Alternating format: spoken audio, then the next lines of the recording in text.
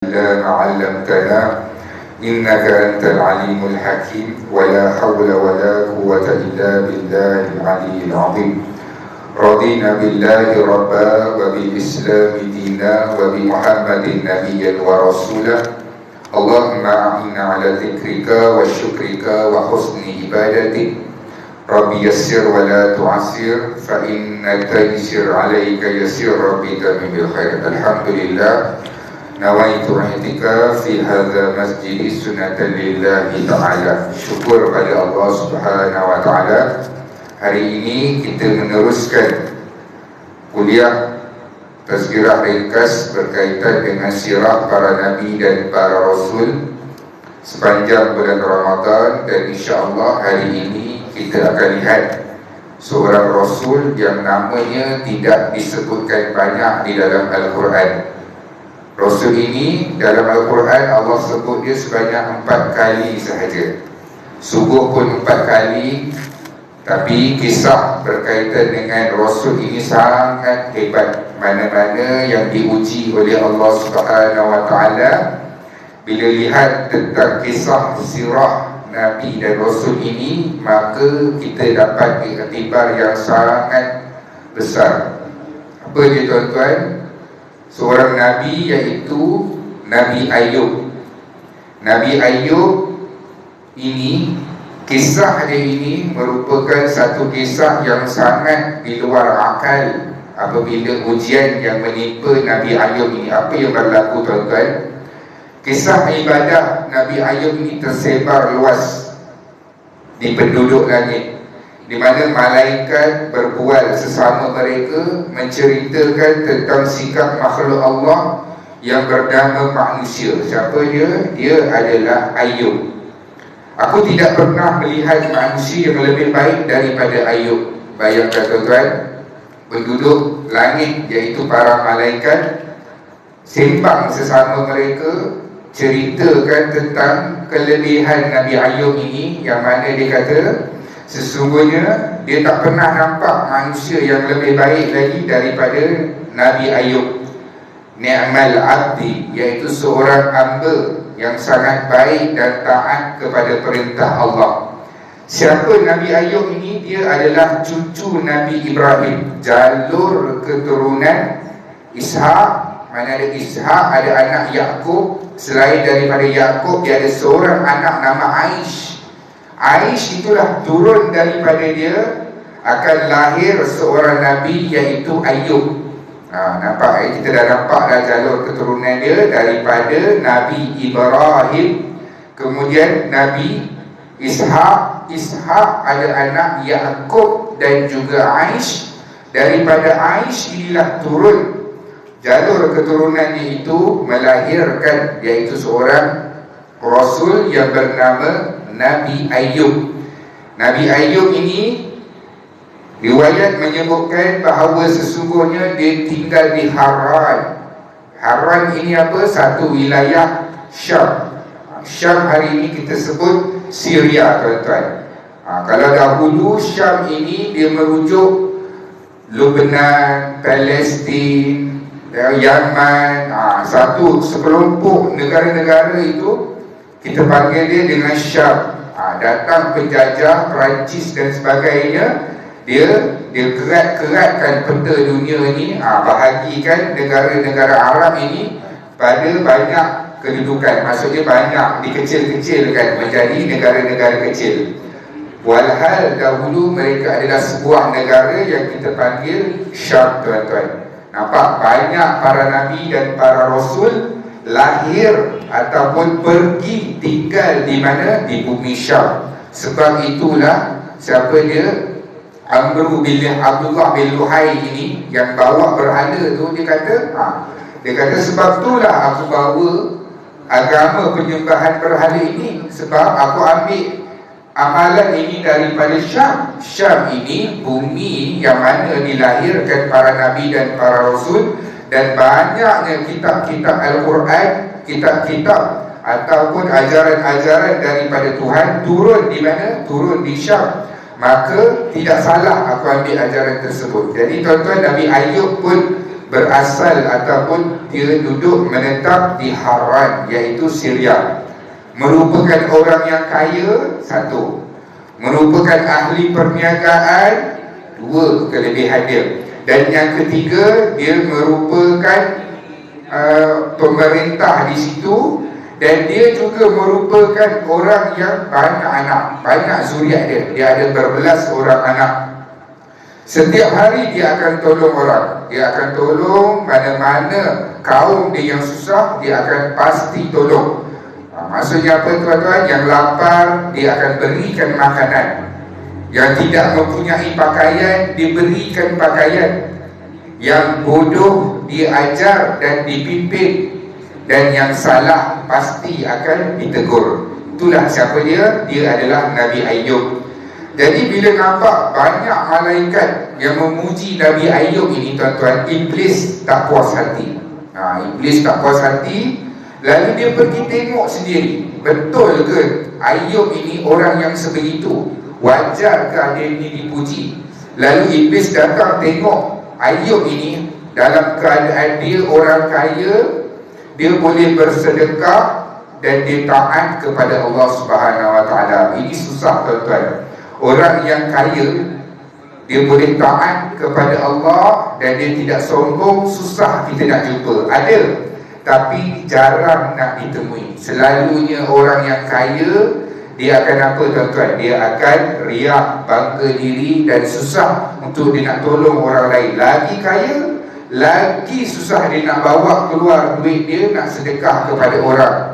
Tapi kalau dia kaya tapi dia boleh tolong orang, ini cukup markah tinggi tuan-tuan. Sebab itulah Nabi Ayub ini diberikan kekayaan oleh Allah Subhanahu Wa Taala.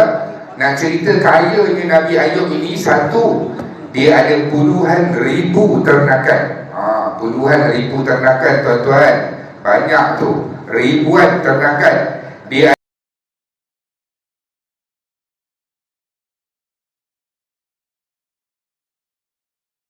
ada beribu-ribu hektar ladang.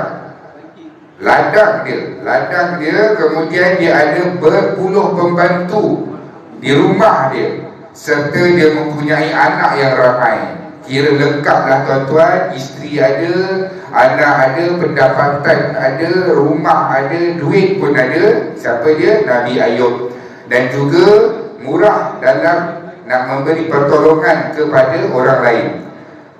Satu hari Iblis datang semula menghadap Allah. Dia kata, wahai Allah, Ayub ini sebenarnya dia sembahyang, dia berzikir, dia taat perintah kamu sebab dia nak harta kekayaan dia ni kekal.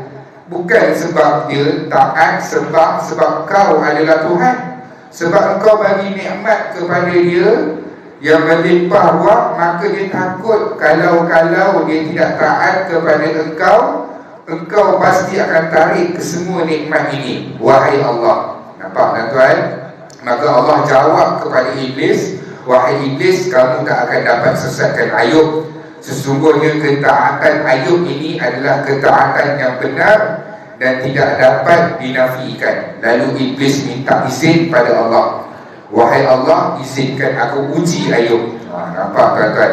Dia minta izin, dia nak uji Ayub dalam beberapa ujian tuan-tuan. Apa yang berlaku? Kalau kita tengok kisah Nabi Ayub ini, riwayat daripada Al-Quran dan juga hadis sangat sedikit. Tapi kalau kita tengok kitab-kitab lama, kitab-kitab daripada Bani Israel, daripada tulisan-tulisan daripada orientalis, ataupun tulisan-tulisan Israeliat, cerita-cerita Israeliat, dia akan cerita Nabi Ayub ini dengan berbagai-bagai versi. Berbagai versi. Ada kata Nabi Ayub ini beranak, berulat badan dia sampai tak ada orang nak dekat dengan dia. Itu riwayat itu bermasalah tuan-tuan. Sebab apa? Kita takut tak adalah sampai Nabi Ayub itu sebegitu, kerana sifat para Nabi dan para Rasul ini tabligh. Dia menyampaikan. Kalaulah dia berkeadaan sebegitu, macam mana dia nak menyampaikan? Jadi hari ini kita tengok riwayat-riwayat yang disepakati. Kemudian apa tuan-tuan? Iblis minta izin nak uji Nabi Allah Ayub ini dengan ujian yang berat, maka Allah Subhanahu Wa Taala izinkan tuan-tuan. Allah Taala izinkan. Dia kata apa? Kalaulah Ayub ini hilang semua nikmat ini,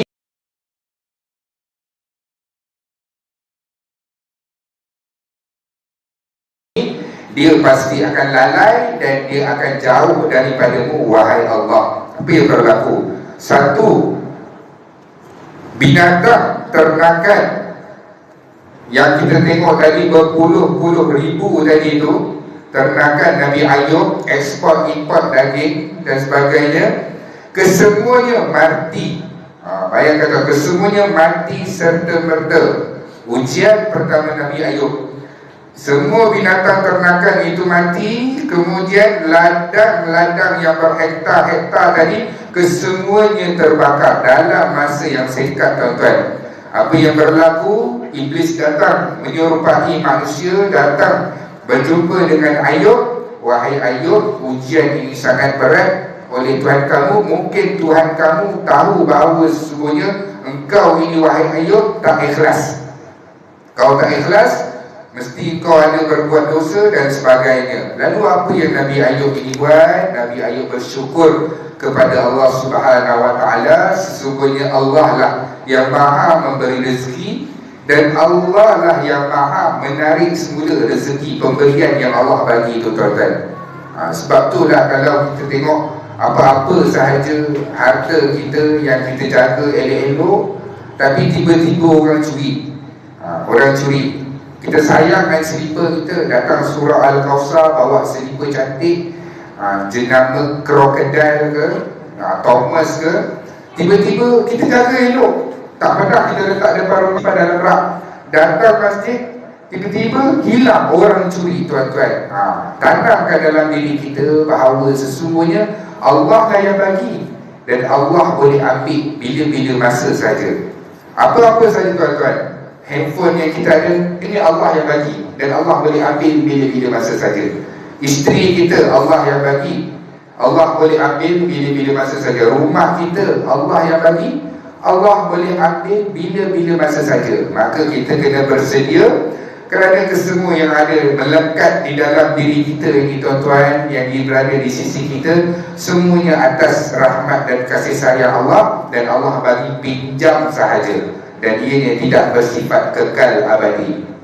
Kemudian bila tengok Nabi Ayub ini cekal dengan ujian harta, tuan-tuan, hilang punca pendapatan, ladang hilang, ternakan hilang, mati kesemuanya. Bukan Allah ambil 50 ekor, bukannya Allah ambil contoh ada 20,000, Allah ambil 10,000. Tak, Allah ambil kesemuanya. Ladang pun kesemuanya terbakar, tidak berbaki satu pun, tuan-tuan.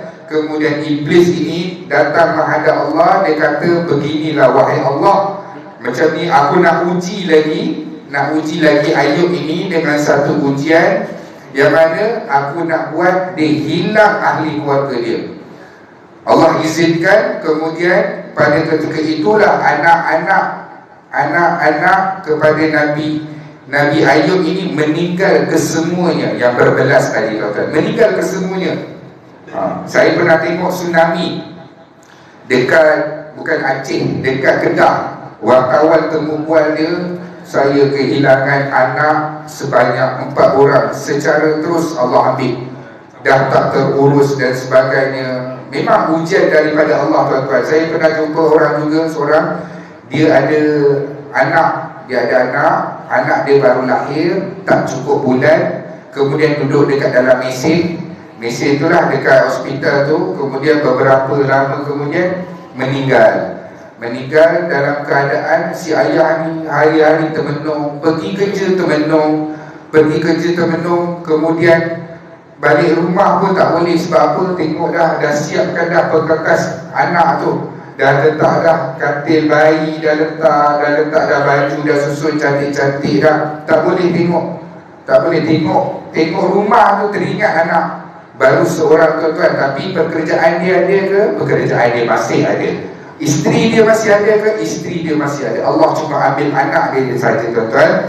Nabi Ayub ni Allah hilangkan semua punca rezeki Nabi Ayub.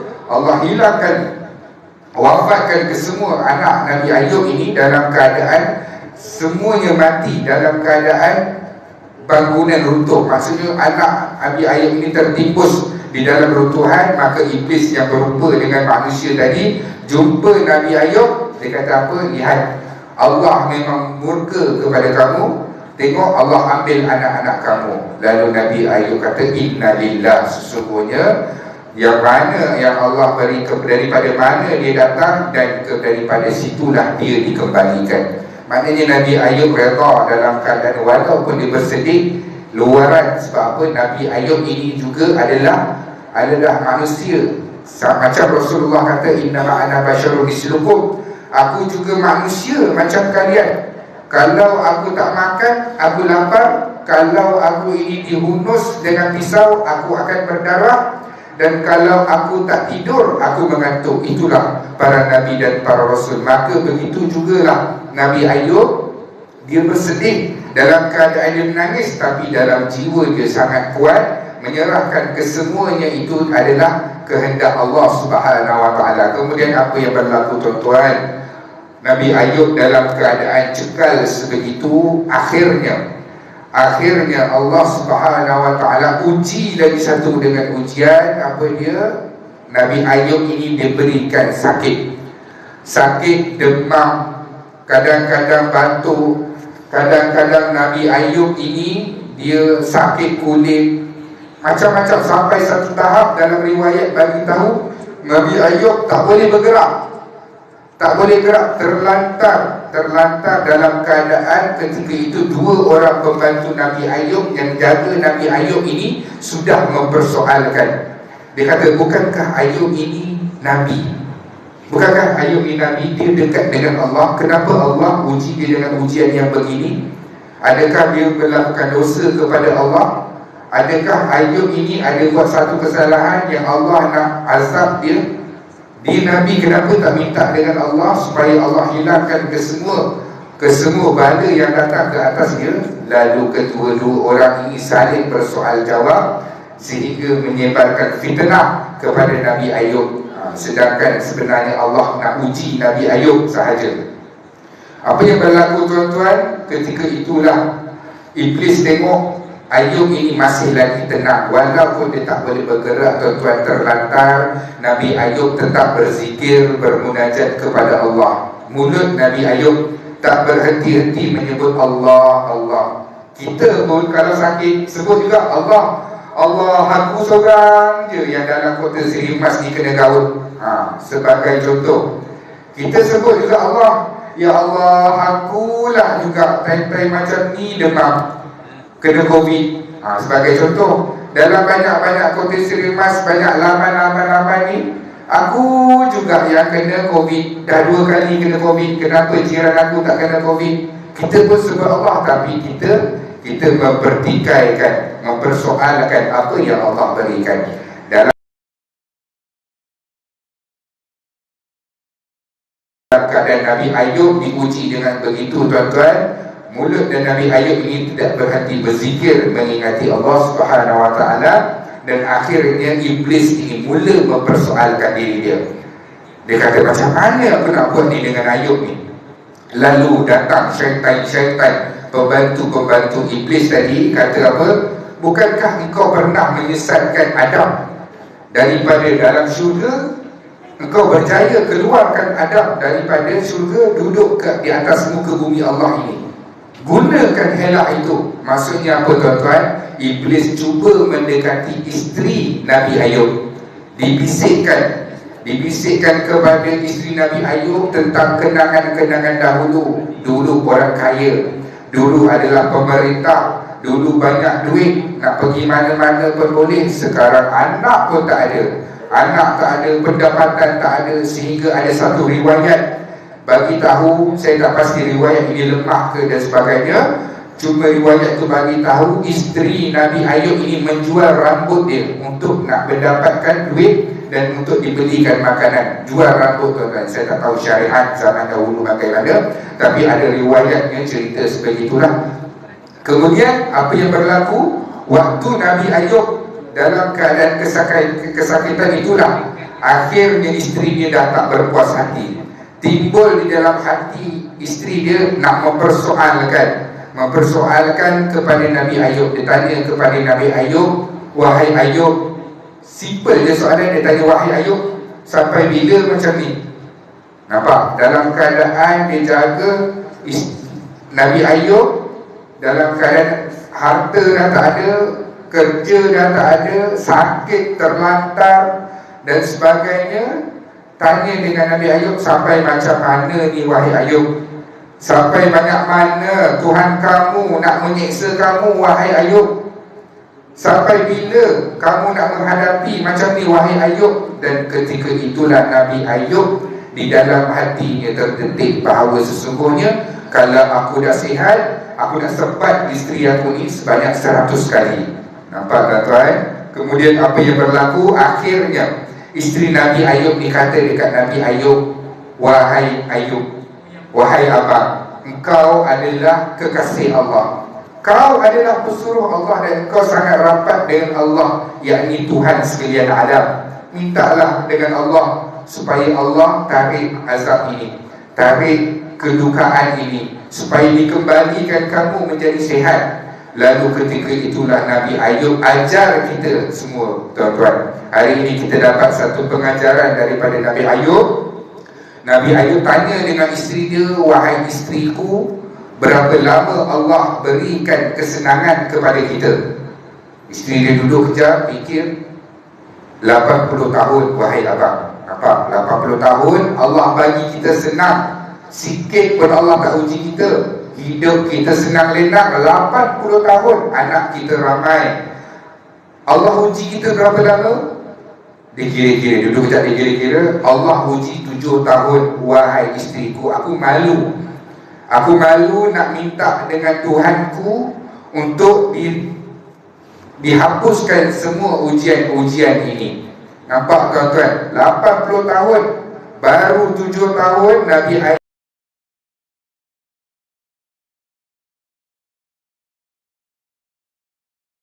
Ayub kata apa? Nabi Ayub kata, aku rasa tak berbaloi dan aku rasa malu nak minta dengan Tuhan. Sebab apa? Banyak dah Allah bagi.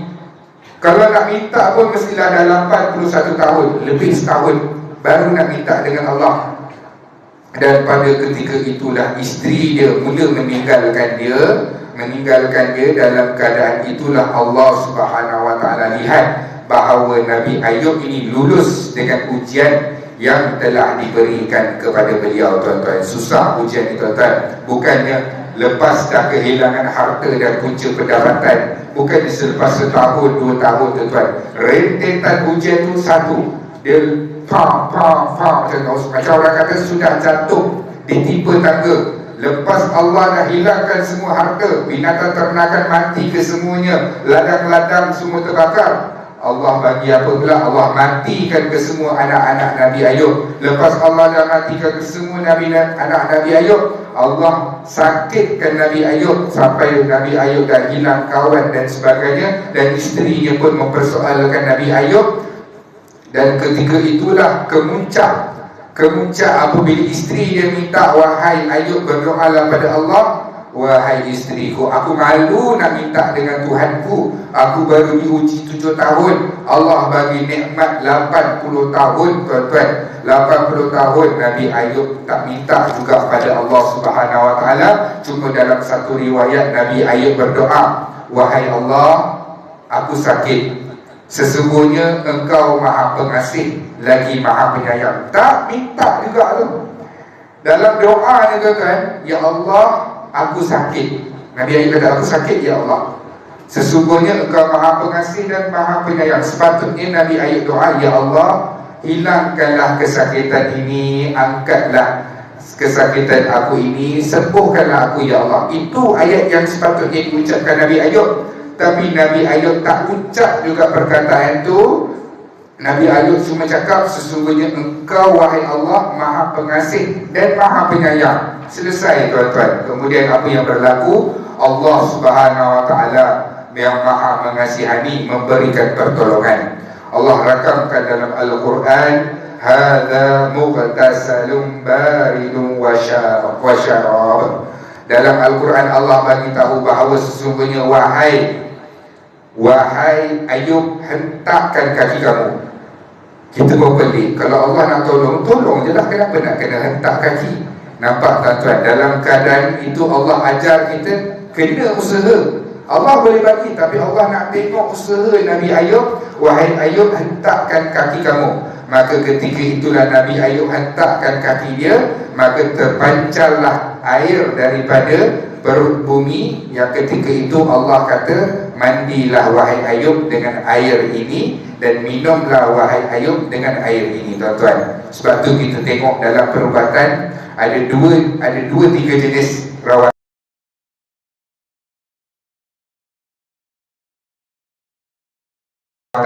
Satu, ubat makan.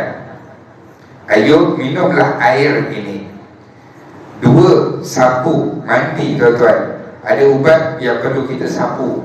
Nampak tuan-tuan, Allah ilhamkan kepada umat manusia bahawa sesungguhnya dalam perubatan itu ada ubat yang datangnya daripada kita kena makan, barulah disembuhkan. Ada ubat datangnya daripada sapuan yang kita kena sapu. Ubat sapu tak boleh makan, tuan-tuan. Kalau tuan-tuan makan ubat sapu, tuan-tuan bukan sembuh, tuan-tuan meninggal, tuan-tuan mati keracunan. Sebab apa? Ubat sapu untuk sapu saja. Dan itulah yang Allah berikan kepada Nabi Allah Ayub. Lalu Nabi Ayub sembuh, dan ketika itulah isterinya kembali kepada dia dalam keadaan tak berapa jam, tuan-tuan. Allah bagi lagi, maksudnya Allah sembuhkan tu, dengan Allah sempurnakan Ayub. Dalam keadaan Allah sempurnakan Ayub, kemudian Allah kembalikan kekayaan Ayub lebih berkali ganda daripada kekayaan sebelum ini. Dan anak Nabi Ayub pun yang tadi kita tengok mati kesemuanya, Allah berikan semula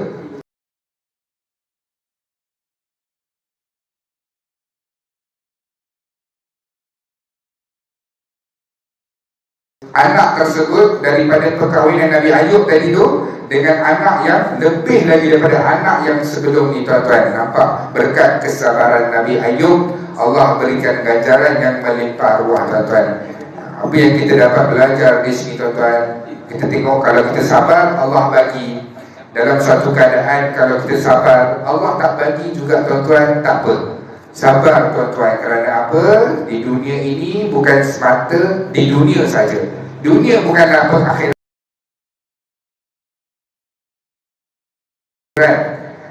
Ulama kata apa? Kehidupan kita yang sebenar adalah selepas kematian kita. Ini tipu-tipu je. Wah, ini tipu-tipu saja. Hidup di dunia semuanya tipu-tipu saja. Sebab apa? Sebab kita akan mati. Lepas kita mati, itulah barulah kehidupan kita yang sebenarnya, tuan-tuan, yang maha panjang, tuan-tuan. Yang kita perlu pastikan sama ada di dunia ni apa kesudahan dia. Tak berbaloi kita curi harta orang, tak berbaloi kita fitnah orang, tak berbaloi atas muka bumi Allah ini, tak berbaloi kita buat perkara-perkara maksiat dan dosa terhadap Allah, kerana natijahnya ratusan tahun, tuan-tuan. Ratusan tahun, kita tak tahu berapa tahun Allah nak azab di dalam kubur. Dalam kubur lagi, di dalam neraka lagi. Neraka kalau bakar, tuan-tuan, selesai.